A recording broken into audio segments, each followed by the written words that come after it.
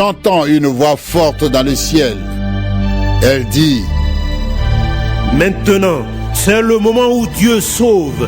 Maintenant, notre Dieu est roi avec puissance. Maintenant, son Messie montre son pouvoir. En effet, il a été jeté dehors, celui qui accusait nos frères et nos sœurs devant notre Dieu. Celui qui les accusait jour et nuit. Mais eux, ils l'ont vaincu grâce au sang de l'agneau et en rendant témoignage à la parole de Dieu. Ils ont accepté de donner leur vie et de mourir. Soyez donc dans la joie, vous, le ciel et ses habitants. Mais quel malheur pour vous, la terre et la mer. L'esprit du mal est descendu chez vous et il est très en colère parce qu'il a peu de temps et il le sait.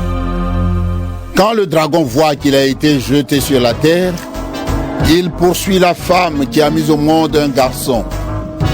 Mais la femme reçoit les 2 ailes du grand aigle.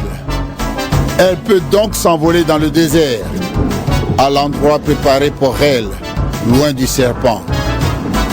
Là, elle reçoit de la nourriture pendant 3 ans et demi.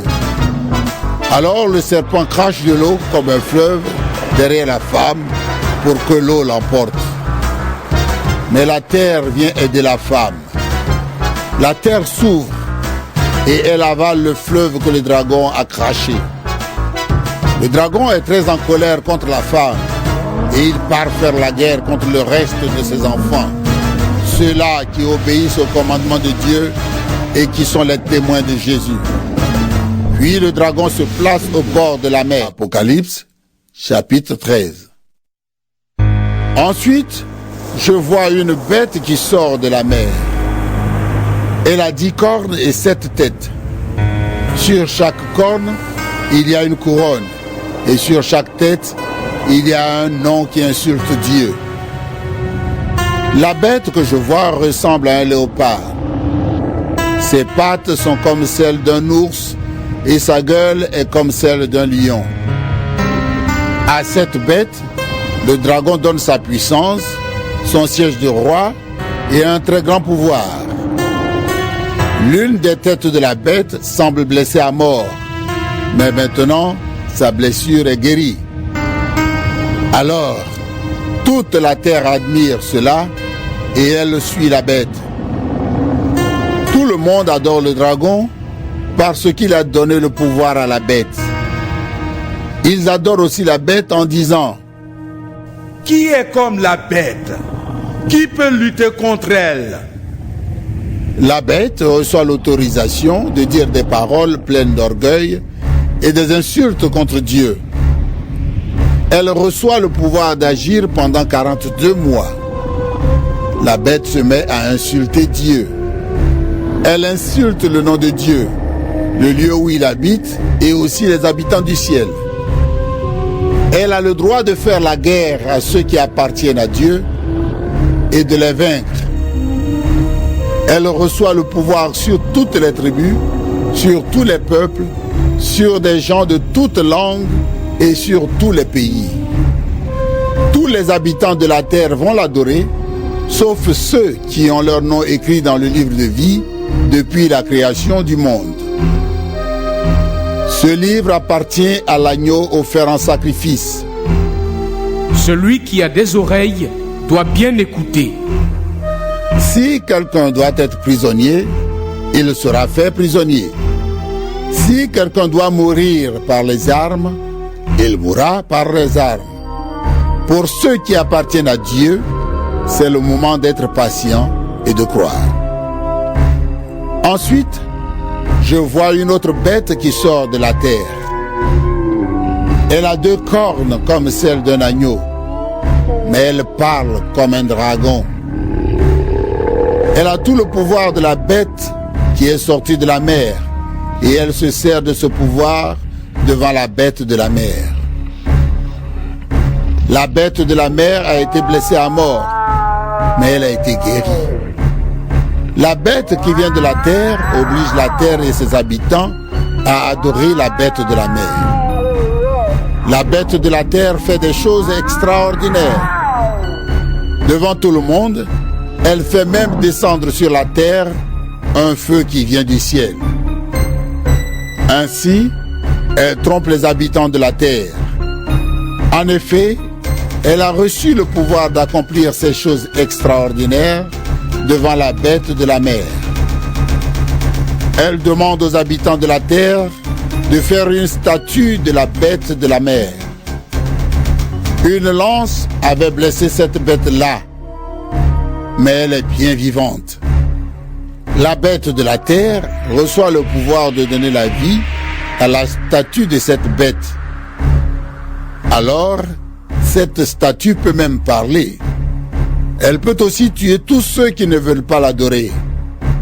Elle oblige tout le monde, petits et grands, riches et pauvres, personnes libres et esclaves, à recevoir une marque sur la main droite ou sur le front. Si quelqu'un veut acheter ou vendre quelque chose, il doit porter une marque. Cette marque, c'est le nom de la bête ou le chiffre qui représente son nom. C'est le moment de montrer de la sagesse. Celui qui est intelligent peut comprendre le chiffre de la bête parce qu'il représente le nom d'un homme. Son chiffre est 666. Apocalypse, chapitre 14. Je regarde encore. Je vois l'agneau debout sur la montagne de Sion. Avec lui, il y a 144 000 personnes. Le nom de l'agneau et le nom de son père sont écrits sur leur front. J'entends une voix qui vient du ciel. On dirait le bruit des vagues de la mer ou le bruit d'un grand coup de tonnerre. La voix que j'entends ressemble au son des harpes quand des musiciens en jouent. Ces milliers de personnes chantent un chant nouveau devant le siège de roi, devant les 4 êtres vivants et devant les anciens. Personne ne peut apprendre ce chant, sauf les 144 000 qui viennent de la terre. Ils ont été rachetés très cher. Eux, ils n'ont pas sali leur corps avec des prostituées. Ils sont restés purs. Eux, ils suivent l'agneau partout où il va. Ils ont été rachetés très cher parmi les êtres humains. Ainsi, ils sont offerts les premiers à Dieu et à l'agneau. Jamais ils n'ont ouvert la bouche pour mentir. Ils sont sans défaut. Puis, je vois un autre ange qui vole très haut dans le ciel. Il doit annoncer aux habitants de la terre une bonne nouvelle qui dure toujours. Il doit l'annoncer à tous les pays, à toutes les tribus, aux gens de toutes langues et à tous les peuples. Cet ange dit d'une voix forte: respectez Dieu avec confiance et chantez sa gloire. Oui, c'est le moment où il va juger le monde. Adorez celui qui a fait le ciel et la terre, la mer et les sources d'eau. Un deuxième ange suit le premier. Il dit: Elle est tombée, la grande Babylone. Elle a donné en abondance son vin à boire à tous les peuples. Et boire son vin, c'est se prostituer comme elle. Un troisième ange suit les 2 premiers. Il dit d'une voix forte: si quelqu'un adore la bête et sa statue, s'il reçoit sa marque sur le front et sur la main, il boira lui aussi le vin de la colère de Dieu. Ce vin sera fort et Dieu le versera dans la coupe de sa colère. Ces gens-là souffriront durement dans le feu et dans la poussière brûlante devant les anges saints et devant l'agneau. La fumée du feu qui les fait souffrir durement monte pour toujours. Ceux qui adorent la bête et sa statue, ceux qui ont reçu la marque de son nom, souffrent sans cesse, jour et nuit. Pour ceux qui appartiennent à Dieu, qui obéissent à ses commandements et qui croient en Jésus, c'est le moment d'être patient. Puis j'entends une voix qui vient du ciel. Elle dit, Écris, ils sont heureux dès maintenant, ceux qui meurent au service du Seigneur. l'Esprit Saint dit, C'est vrai, ils peuvent se reposer de leurs efforts.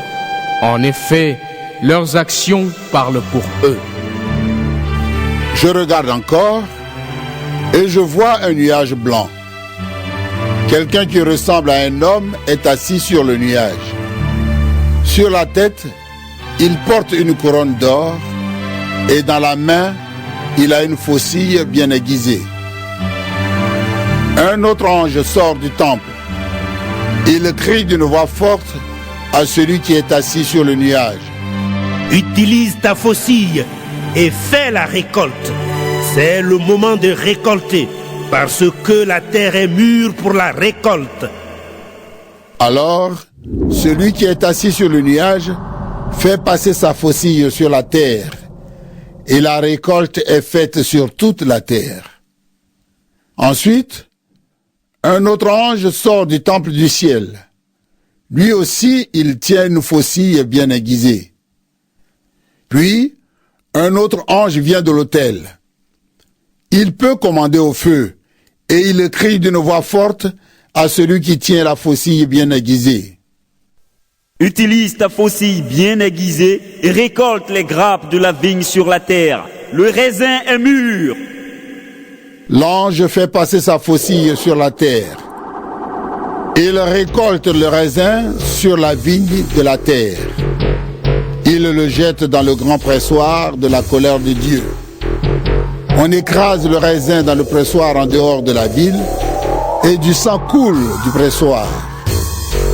Le sang se répand sur 300 kilomètres et il monte jusqu'à la mâchoire des chevaux. Apocalypse, chapitre 15. Je vois dans le ciel un autre signe. Il est grand et très étonnant. 7 anges tiennent 7 grands malheurs, et ces malheurs sont les derniers. En effet, la colère de Dieu va s'arrêter avec eux. Je vois comme une mer aussi transparente que du verre et pleine de flammes. Je vois ceux qui ont vaincu la bête, sa statue et le chiffre qui représente son nom. Ils sont debout sur cette mer transparente et ils tiennent les harpes de Dieu. Ils chantent le chant de Moïse, le serviteur de Dieu, et le chant de l'agneau. Seigneur Dieu Tout-Puissant, tes actions sont grandes et merveilleuses.